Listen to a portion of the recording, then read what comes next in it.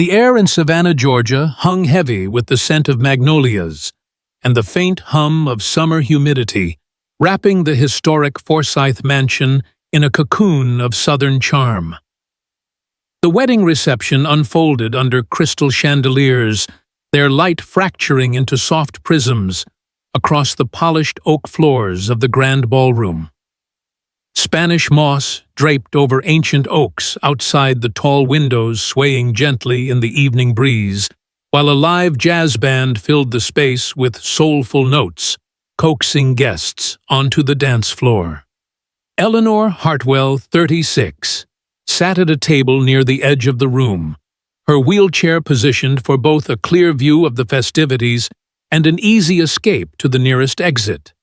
She wore a tailored emerald gown that caught the light, its fabric chosen not just for elegance, but for the way it draped comfortably over her seated frame. As the CEO of Hartwell Enterprises, a tech firm she'd built into a regional powerhouse, Eleanor was no stranger to commanding attention. Yet tonight, as a guest at her college friend Clara's wedding, she felt the familiar weight of being seen not for her sharp mind or quiet grace, but for the wheelchair that had been part of her life since a car accident 5 years ago. Eleanor sipped her sparkling water, her fingers tracing the rim of the glass as she watched couples twirl across the floor. The band's saxophone wailed a slow, mournful tune, and she felt a pang of nostalgia for the days when she'd have been out there swaying effortlessly in heels. The accident had rewired her life's practicalities, ramps instead of stairs, accessible vans instead of sports cars, but it hadn't dulled her intellect or her ability to navigate a room. What it had changed profoundly was her relationship with crowds. Social events, once a playground for her charisma, now felt like minefields. She'd learned to anticipate the reactions, the awkward stares, the overly sympathetic smiles, or worse, the averted eyes that pretended she wasn't there. Each encounter chipped away at her energy, leaving her selective about where she spent it. Clara's wedding was different, though. Clara had been there through the hospital stays, the grueling rehab, the moments when Eleanor wondered if she'd ever feel whole again. For Clara, she'd braved the discomfort, even if it meant enduring the unspoken questions in strangers' glances. The ballroom buzzed with life guests in tailored suits and flowing dresses, their laughter mingling with the clink of champagne flutes. Eleanor adjusted her posture, her hands smoothing the fabric of her gown, a habit born from years of ensuring she looked impeccable despite her seated position. She'd chosen this table deliberately tucked near a column where she could observe without being the center of attention. It offered a clear path to the French doors leading to the mansion's garden, where the air was cooler and the noise softer. If the evening grew overwhelming, she could slip away, no explanations needed. For now, she watched. A young couple spun past the woman's dress, fanning out like a peacock's tail. An older man, probably the bride's father, gave a heartfelt toast, his voice cracking with emotion. Eleanor smiled, faintly happy for Clara, but the familiar isolation crept in. Being visibly different in a sea of elegance carried a quiet sting, one she'd learned to bear, but never quite ignore. Her thoughts were interrupted by a small figure approaching her table. A boy no older than 6 stood a few feet away, clutching a toy dinosaur with a slightly crumpled bow tie pinned to its stuffed neck. His dark curls were tousled, and his navy suit jacket was a touch too big, likely borrowed from an older sibling or bought for him to grow into. His eyes, wide and uncertain, scanned the crowd before settling on Eleanor. "Are you okay, sweetheart?" she asked, her voice gentle but clear-honed from years of boardroom negotiations. The boy hesitated, then nodded, though his grip on the dinosaur tightened. "I can't find my dad," he said, his tone matter-of-fact, as if this was a puzzle he trusted an adult to solve. Eleanor's heart softened. She leaned forward slightly, her elbows resting on the arms of her wheelchair. "What's your dad's name? And what does he look like?" she asked, her eyes already scanning the room for a frantic parent. "He's Nathan," the boy replied, stepping closer. "He's tall, and he has a beard, and he's wearing a suit like everybody else." Eleanor chuckled softly at the description, which could fit half the men in the room. "Well, that's a start. My name's Eleanor. What's yours?" "Theo," he said, his shoulders relaxing as he decided she was safe. "And this is Rex." He held up the dinosaur, its bow tie now dangling precariously. "Rex and I were supposed to stay near Dad, but I saw a big cake, and I got lost." Eleanor's smile widened. Theo's candor reminded her of the children she met during her company's outreach programs, direct, unfiltered, and blissfully free of the awkwardness adults often projected onto her. "Well, Theo, you and Rex are welcome to sit with me while we look for your dad. Want to help me keep an eye out?" Theo nodded eagerly, climbing onto the chair beside her, his short legs swinging as he surveyed the crowd like a tiny detective. As they chatted, Eleanor learned that Theo loved dinosaurs, hated broccoli, and thought his dad was the best because he makes pancakes with smiley faces. She kept the conversation light, asking about Rex's adventures while subtly signaling a passing waiter to alert the staff about a lost child. The ballroom's energy shifted around them. Guests laughed. The band transitioned to an upbeat swing, and the scent of jasmine from the garden wafted in through an open door. Eleanor felt a flicker of ease, something she hadn't expected tonight. Theo's presence was a small anchor, grounding her in a moment that felt genuine. She was about to ask him what kind of dinosaur Rex was when a man approached his face, a mix of relief and worry. "Theo," he called, striding toward them. He was tall, as Theo had said, with a neatly trimmed beard and warm brown eyes that softened as they landed on his son. His suit was classic navy, with a subtle pinstripe, but it was his expression, open, unguarded, that caught Eleanor's attention. Daddy Theo scrambled off the chair, clutching Rex as he ran to the man. "This is Eleanor. She was helping me find you." The man knelt to Theo's level, checking him over with a practiced ease that suggested he was no stranger to parenting's small crises. Then he looked up at Eleanor, his gaze steady and warm, devoid of the hesitation she'd braced for. "Thank you so much," he said, standing and extending a hand. "I'm Nathan Brooks. I can't tell you how grateful I am that you kept him company." Eleanor shook his hand, noting the firmness of his grip and the sincerity in his voice. "Eleanor Hartwell," she replied. "It was no trouble at all. Theo and Rex are excellent company." Nathan laughed, a sound that felt like sunlight breaking through clouds. "They're a handful, but I'm glad they found someone kind." He glanced at Theo, who was now explaining Rex's superpowers to a nearby guest, then back at Eleanor. "Mind if I join you for a moment? I could use a second to catch my breath." Eleanor gestured to the empty chair, surprised at her own willingness to extend the interaction. Nathan sat, his posture relaxed but attentive, and they fell into easy conversation. He was a community outreach coordinator. He explained working with local nonprofits to support families in Savannah. His work sounded demanding, yet fulfilling, and his ease with Theo suggested a patience that extended beyond parenting. As they talked, Eleanor noticed something rare. Nathan looked at her, not her wheelchair. His questions about her thoughts on the wedding, her connection to Clara, were about her, not her disability. It was a small thing, but it shifted something inside her like a door creaking open after years of being locked. Theo returned, tugging at Nathan's sleeve to show him a shiny rock he'd found on the floor, and Eleanor watched them interact, a father and son whose bond was palpable. The band struck up a slower tune, and Theo's eyes lit up.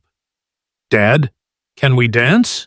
he asked, then turned to Eleanor. "You too. Eleanor, Rex says you should dance with us."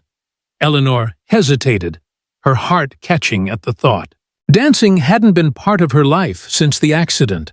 The logistics too daunting, the stairs too heavy. But Theo's earnestness and Nathan's encouraging smile made her pause. "I haven't danced in a while," she admitted, her voice softer than she intended. Nathan tilted his head, his expression thoughtful. "No pressure, but if you're up for it, we could figure it out together. Theo's a great dance coach." His tone was light, but there was a sincerity that made her feel seen in a way she hadn't in years. For a moment she considered saying no, retreating to the safety of her table. But something about Theo's hopeful grin and Nathan's quiet confidence nudged her forward. "All right," she said, surprising herself. "Let's give it a try." Nathan wheeled her toward the edge of the dance floor, Theo skipping ahead with Rex in tow. The band played a gentle waltz, and Nathan moved with an instinctive grace, guiding her wheelchair in slow, deliberate circles that felt like a dance in their own right. Theo clapped, declaring himself their dance boss, and Eleanor laughed, the sound startling her with its lightness. Other guests glanced their way, but for once the looks felt warm, curious rather than pitying. As they moved, Nathan's hand, rested lightly on her shoulder, a gesture of partnership, not assistance. For the first time that night, Eleanor didn't feel like the solitary guest at the edge of the room. She felt like she belonged here in this moment, with a kind stranger, and a boy who saw her as simply Eleanor, not the CEO, not the woman in the wheelchair, just someone worth dancing with. As the song ended, Nathan leaned down, his voice low. "You're a natural," he said, and the warmth in his eyes lingered, hinting at a connection neither of them had expected. Eleanor smiled, her heart a little lighter, unaware that this chance encounter was the beginning of something that would change her life. The sun filtered through the canopy of live oaks in Forsyth Park. Savannah's sprawling green heart, casting dappled shadows on the picnic blankets spread across the grass like a patchwork quilt of colors.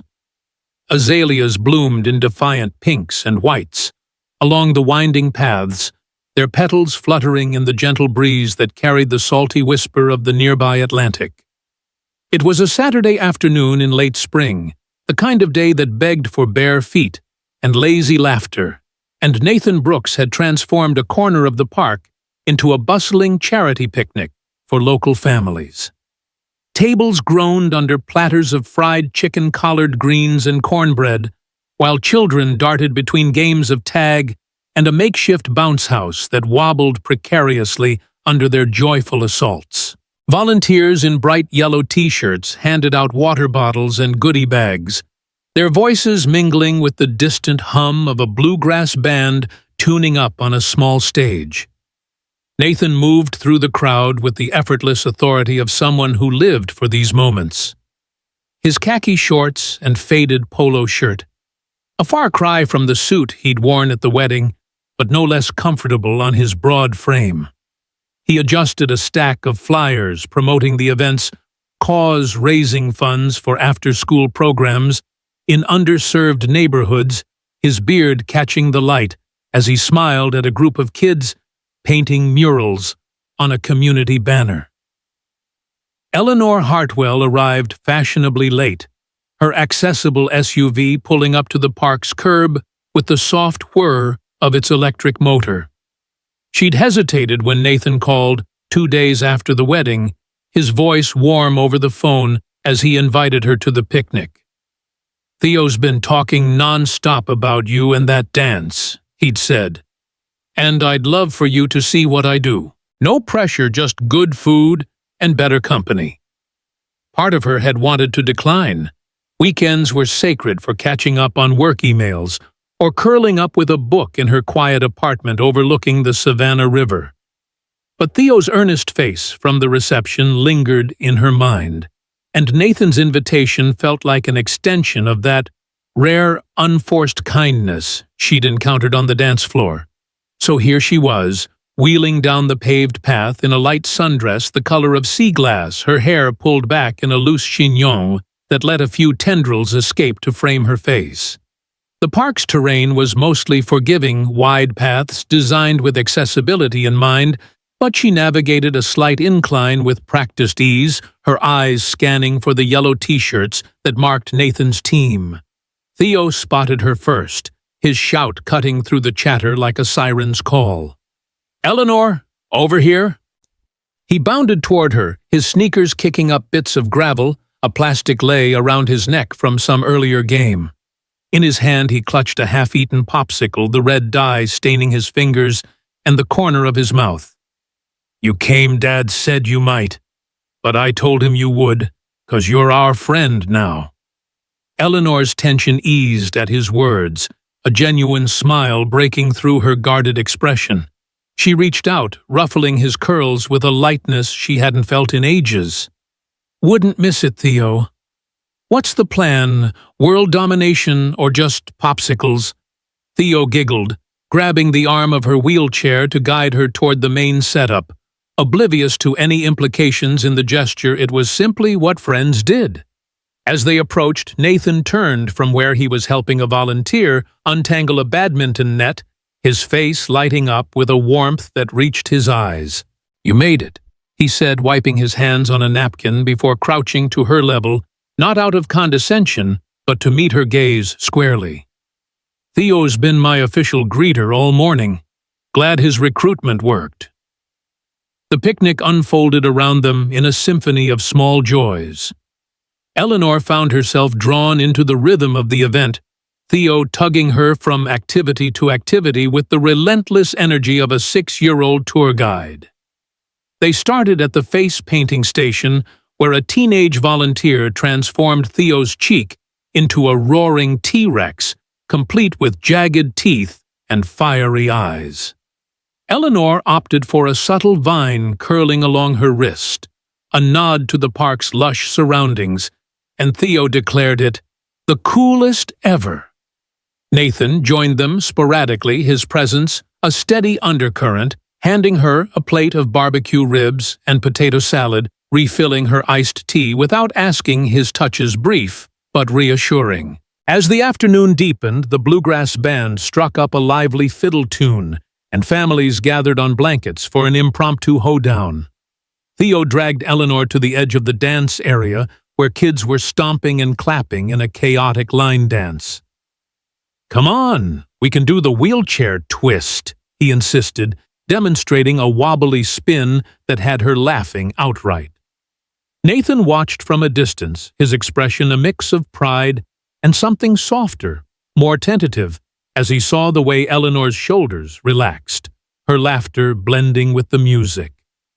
Over a shared blanket in the shade of a massive oak, conversation turned deeper, the kind that sneaks up on you between bites of watermelon. Theo, momentarily occupied with building a fort from picnic debris, left a pocket of quiet for Nathan and Eleanor. "This is what I do," Nathan said, gesturing to the scene with a sweep of his arm.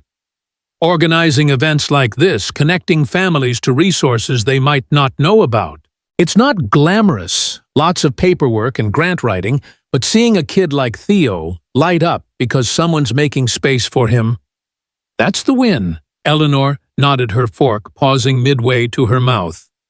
She admired the purpose in his work, a stark contrast to the cutthroat boardrooms of Hartwell Enterprises, where success was measured in quarterly reports and stock ticks.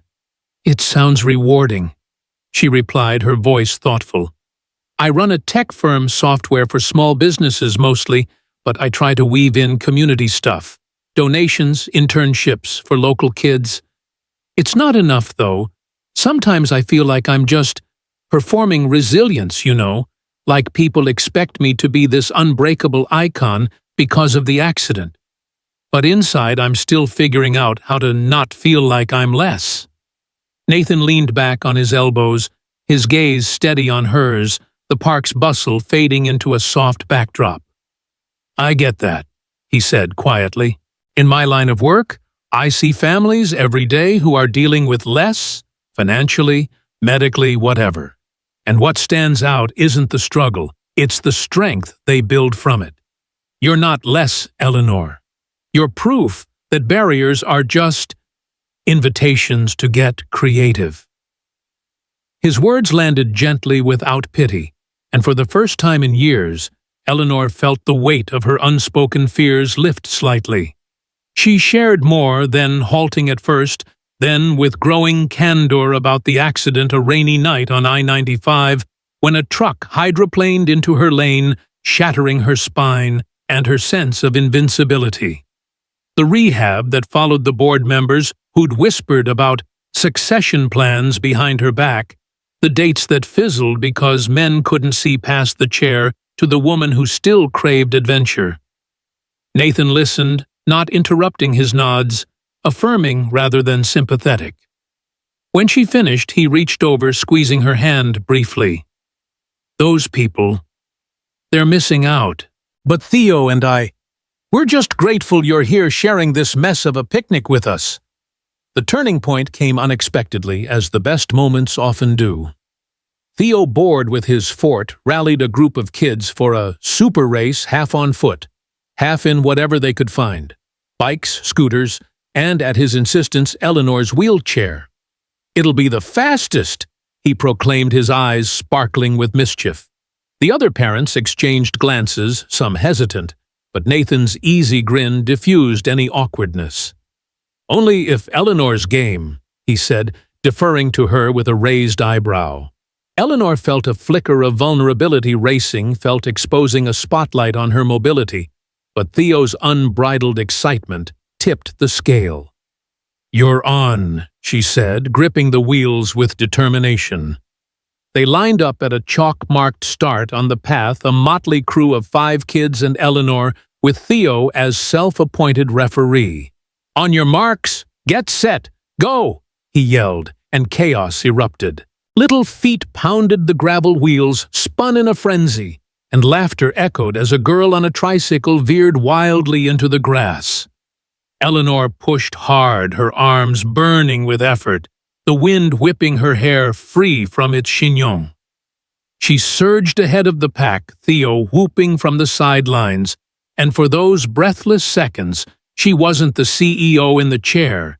She was just Eleanor racing and winning, crossing the finish line first, amid a pile of cheering bodies. Panting and exhilarated, she high-fived the losers turned friends, her cheeks flushed, not just from exertion, but from a joy she'd almost forgotten. Nathan scooped Theo up, joining the huddle, his arm brushing hers in congratulations. "Told you, creative barriers," he murmured, close enough that she caught the faint scent of his cologne mixed with sunscreen. As the sun dipped lower, painting the azaleas in golden hues, Eleanor realized the walls she'd built against crowds, against connection, had cracked just a little. Theo plopped down beside her, launching into a dramatic retelling of the race for anyone who would listen. And she caught Nathan's eye over his head, a silent understanding passing between them. This wasn't just a picnic. It was a bridge, tentative, but real, spanning the gap between her guarded world and theirs. Later, as they packed up under the lengthening shadows, Nathan walked her to her car, Theo trailing with a fistful of wildflowers he'd picked. "Thanks for coming," Nathan said, his voice low. "Theo's already planning our next adventure. Something about lemonade stands and business lessons." Eleanor laughed, the sound light and unburdened. "Tell him I'm in. I've got a few strategies up my sleeve." As she drove away, the park shrinking in her rear view, she felt the stirrings of possibility, not just friendship, but something deeper, a vulnerability she'd once feared now blooming like the azaleas around her.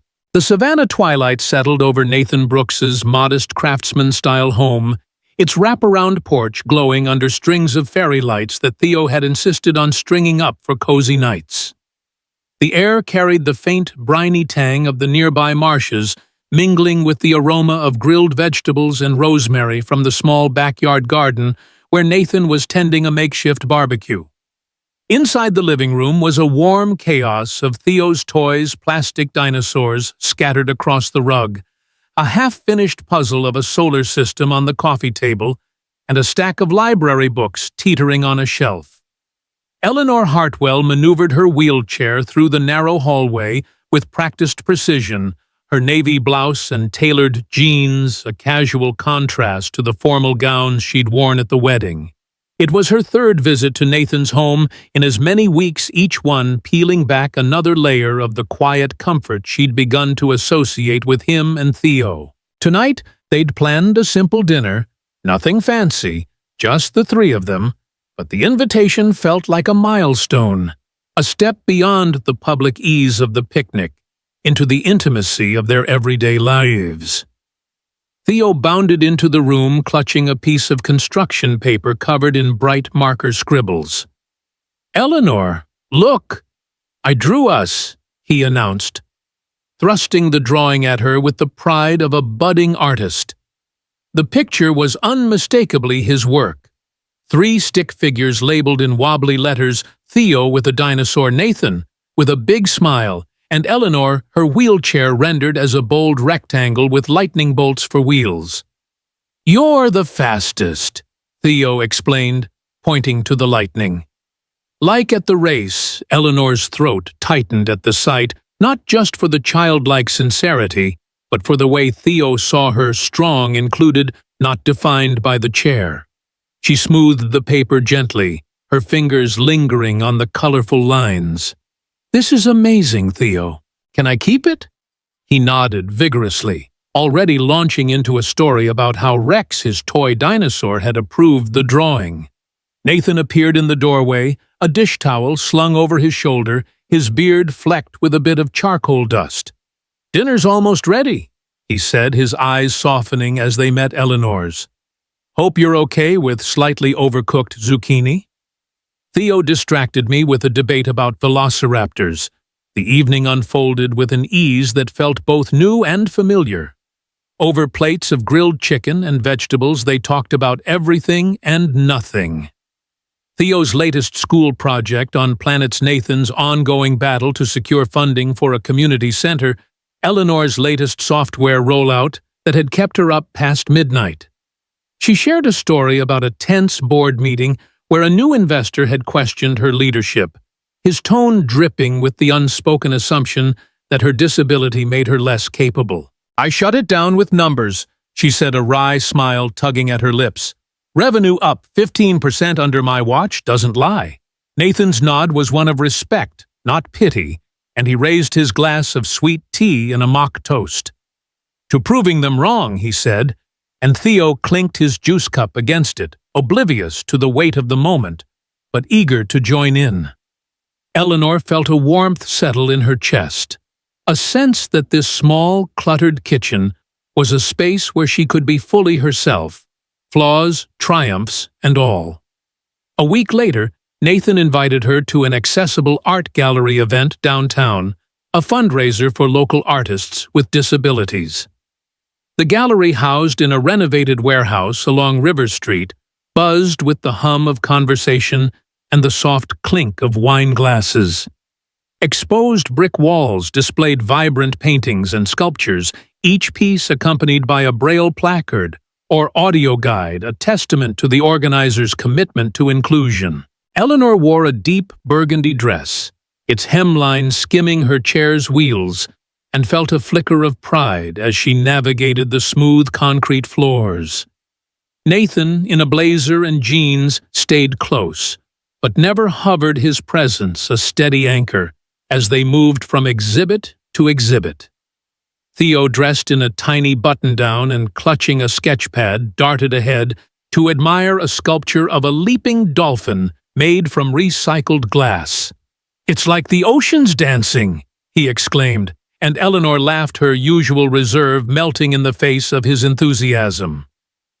Nathan had arranged for a gallery volunteer to guide Theo through a kids' art workshop, giving them a rare moment to talk alone. As they paused before a painting of a stormy sea, its blues and grays swirling with raw emotion, Nathan turned to her. "This one reminds me of you," he said, his voice low. "Not the chaos, but the strength in it. like you've been through a storm and come out fiercer." Eleanor's breath caught the compliment, landing deeper than she expected.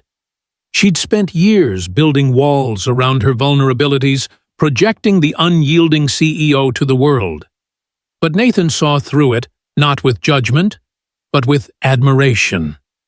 "You're not so bad yourself," she replied, her tone lighter than her racing heart. "Organizing events, raising Theo, keeping up with his dinosaur obsession, that's a different kind of storm."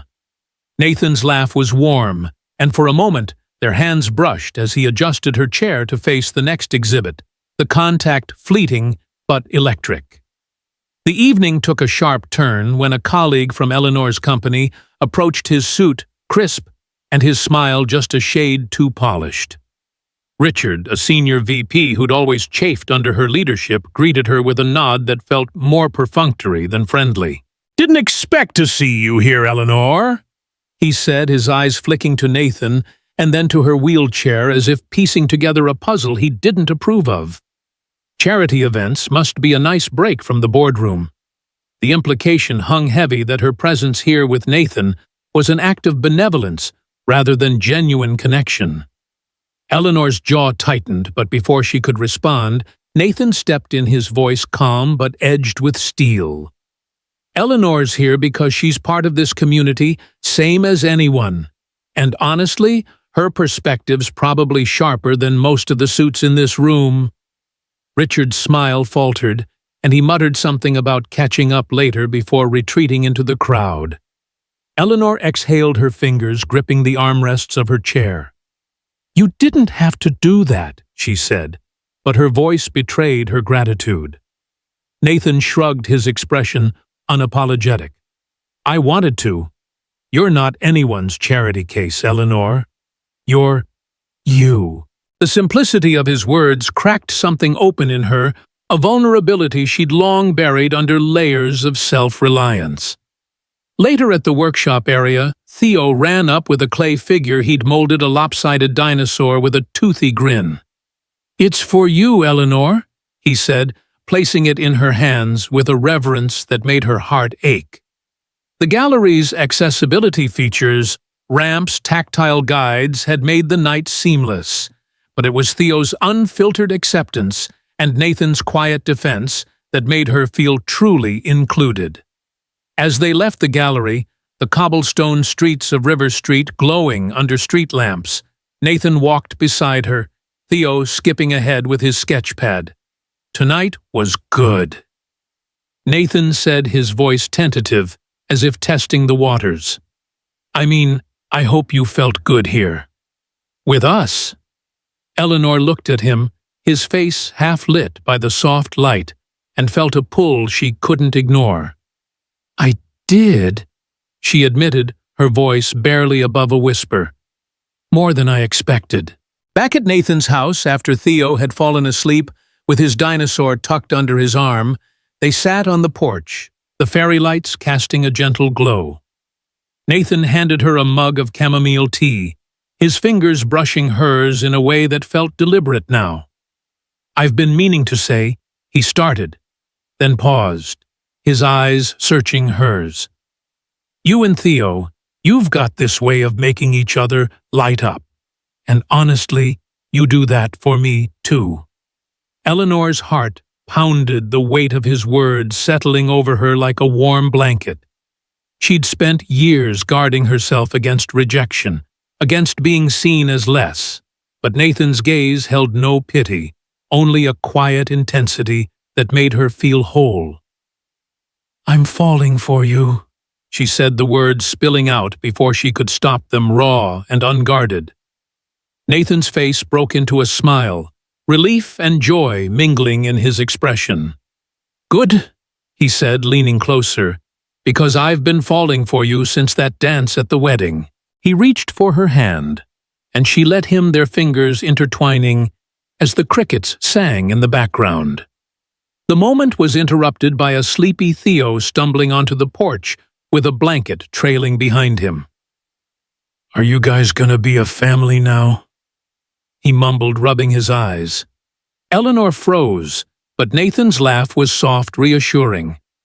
"We're figuring it out, buddy," he said, scooping Theo up. "But Eleanor's pretty special to us." Theo nodded, satisfied, and handed Eleanor his drawing from earlier, now taped to a piece of cardboard to keep it safe. As Nathan carried Theo back to bed, Eleanor studied the stick figures her Nathan Theo bound by lightning bolts and smiles. For the first time in years, she didn't feel like the CEO in the wheelchair or the woman proving her worth. She felt like part of something real, something that could hold her fears and her hopes in equal measure. The night air wrapped around her, and as Nathan returned, settling beside her with a look that promised more tomorrows, she knew this bond, fragile, new, but undeniable, was worth every risk she'd taken to let it grow. The waves of Tybee Island lapped gently against the shore, their rhythm a soft counterpoint to the hum of cicadas and the distant laughter of guests gathered under a canopy of stars. The beachside venue, a low wooden pavilion draped in white linen and adorned with lanterns that glowed like fireflies, felt like a dream, woven from the salty air and the golden light of a late Savannah summer. Eleanor Hartwell, now 37, sat in her wheelchair at the edge of the ceremony space, her cream-colored gown shimmering with subtle beadwork that caught the flickering light. The dress, custom-designed to flow elegantly, whether she was seated or briefly standing with support, was a testament to her insistence on beauty without compromise. Tonight was no ordinary evening. It was her commitment ceremony to Nathan Brooks, a moment she'd scarcely dared to imagine a year ago when she'd sat alone at Clara's wedding, bracing for the weight of strangers' stares. Now surrounded by the soft crash of the ocean and the warmth of loved ones, she felt not just seen, but cherished. Her heart full in a way she'd thought lost to her after the accident. The pavilion buzzed with a quiet joy, its wooden planks smoothed by years of tides and celebrations. Theo, now 7, stood proudly at the front, his navy suit slightly wrinkled from his earlier attempts to help with the decorations. He clutched a small basket of petals, his role as petal scatterer taken with the utmost seriousness, though his grin betrayed his excitement. Nathan stood beside him, his linen shirt open at the collar, his beard neatly trimmed, and his eyes fixed on Eleanor with a steadiness that anchored her through the flutter of nerves. The past year had been a tapestry of small, deliberate steps. Dinners at Nathan's cozy home outings, to Savannah's parks and markets moments where Theo's chatter and Nathan's quiet strength had woven Eleanor into their lives. They'd faced challenges, too, her demanding schedule at Hartwell Enterprises. Nathan's late nights, writing grants, and the occasional sting of public judgment when strangers assumed their relationship was rooted in pity rather than love. But each hurdle had only deepened their bond, proving that love could be as resilient as the oaks that lined Savannah's streets. A flashback pulled Eleanor's thoughts to a moment 6 months earlier, a rainy evening when Nathan had faced a crisis of his own. A key funder for his community center had pulled out threatening months of work to provide after-school programs for kids like Theo. Nathan had called her in a rare moment of defeat, his voice heavy over the phone. "I don't know if I can keep this going," he'd admitted, and Eleanor, without hesitation, had driven to his office, navigating the wet cobblestones of downtown Savannah, to find him surrounded by spreadsheets and crumpled coffee cups. She'd spent hours there, her business acumen kicking in, as she helped him draft a new funding proposal, identifying local businesses, hers included, that could bridge the gap. By dawn, they'd crafted a plan that not only saved the program, but expanded it, a collaboration that felt like a promise of what they could build together. Nathan had looked at her, then rain streaking the windows behind him, and said, "You're not just saving my work, Eleanor. You're making me believe in what's possible." That night had cemented their partnership not just as lovers, but as equals who lifted each other up. Now, as the officiant, a local pastor with a voice like warm honey, began the ceremony, Eleanor felt the weight of that moment echo in her chest. The guests, a mix of family, friends, and colleagues from both their worlds, sat on driftwood benches adorned with seashells. Clara, radiant in a coral dress, winked at Eleanor from the front row, her presence a reminder of the journey that had led here. Theo stepped forward, scattering petals with exaggerated care, some sticking to his shoes, and drawing soft chuckles from the crowd. "These are for love," he declared, earning a ripple of laughter and a proud smile from Nathan. The officiant spoke of commitment, of choosing each other through life's storms, and Eleanor's eyes locked with Nathan's, a silent vow passing between them. When it was her turn to speak, she took a breath, her voice steady, despite the emotion swelling within her. "Nathan, you and Theo showed me that love doesn't see barriers, it builds bridges. You've made me feel whole, not because you fixed me, but because you saw me as I am, and chose me anyway." Nathan's eyes glistened, and when he spoke, his words were simple but profound. "Eleanor, you're my partner, my home, my strength. I promise to love you, not as a story of overcoming, but as the woman who makes every day better chair or no chair." The exchange of rings was a quiet moment, Nathan kneeling to slip a simple gold band onto her finger, his touch lingering with a warmth that felt like a vow in itself. Theo, not to be outdone, presented Eleanor with a tiny braided ring he'd made from beach grass, insisting it was for the team. The crowd erupted in applause, and as the officiant pronounced them partners for life, the band, a small acoustic trio, struck up a gentle melody, its notes carrying over the waves.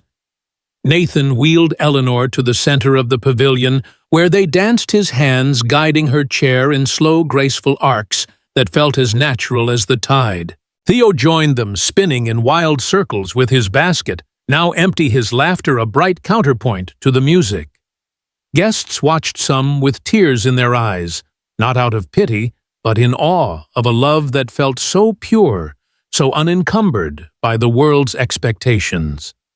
Eleanor caught sight of a young woman in a wheelchair among the crowd, her face alight with recognition, and felt a surge of purpose. She wasn't just living her story. She was showing others it was possible. As the evening deepened, the pavilion transformed into a reception space with long tables laden with low-country favorites, shrimp and grits, peach cobbler, and iced tea, sweet enough to make teeth ache. Lanterns swayed in the breeze, casting golden pools of light across the sand. Eleanor and Nathan mingled her chair, gliding easily over the packed earth, his hand resting lightly on her shoulder when they paused to talk. Theo, now fueled by cake, orchestrated a game of tag among the younger guests, his voice carrying over the dunes. A colleague from Hartwell Enterprises approached the same Richard, who'd cast doubt at the gallery event, but this time his tone was softer, almost chastened. "You look happy, Eleanor," he said, and she nodded, her smile unwavering.